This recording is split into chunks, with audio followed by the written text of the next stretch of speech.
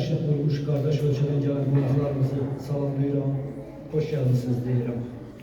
Biz bir neçə il bundan əvvəl Heydər Əliyev mərkəzində keçirilən böyük bir tədbirdə, Zərət bəyinin iştirak elədiyi tədbirdə bircə iştirak eləmişdik. Bugün də çox xoşdur ki, yenidən biz Sumqayıtda görüşürük. Bildiyiniz kimi ölkəmiz qardaş ölkələrdir. Bunların bütün sahələrdə, sosial, iqtisadi, siyasi, mədəni sahələrdə bir vəhdət təşkil edirlər və xüsusən də ədəbiyyat, mədəniyyət, ortaq ədəbiyyatımız, ortaq mədəniyyətimiz bu cür səfərlərlə, bu cür görüşlərlə daha da zənginləşir. Çox sevindirici haldır ki, Türkiyə Yazarlar Vəqfi böyük ədəbiyyat adamının Əhməd Qabaqlının adına olan yubiley medalı ilə Sumqayıtın da qələm adamlarının bir hissəsini ödülləndiribdir, mükafatlandırıbdır. Elə bu başdan həmin yazarlar adından, Sumqayıt İctimaiyyəti adından sizlərə təşəkkürümü bildirirəm, çox sağ olun deyirəm.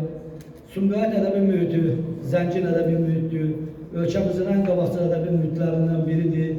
Bu şəhərdə çox tanınmış, ünlü şairlər, yazarlar yaşayırlar, onlar şəhərimizin mədəni həyatını zənginləşdirirlər, eyni zamanda ölkəmizin hamısını qardaş Türkiyə ilə əlaqələrin, mədəni əlaqələrin qurulmasında böyük töhfələr verirlər. Mən çox danışıb vaxtınızı almaq istəmirəm. Bir daha şəhərimizə xoş gəlmişsiniz deyirəm. Fürsətdən istifadə edib şəhər icra hakimiyyəti adından bir balaca hədiyyəni sizə təqdim etmək istəyirəm.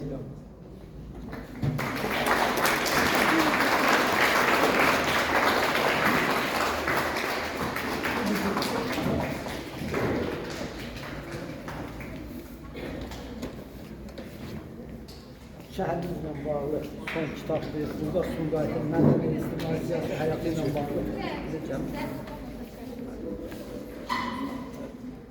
Və bizim şəhərin simvolu Sürk rəsmidir. Bunu da Sumqayıtlar adına sizə bağlı oluyor. Sağ olun. Hoş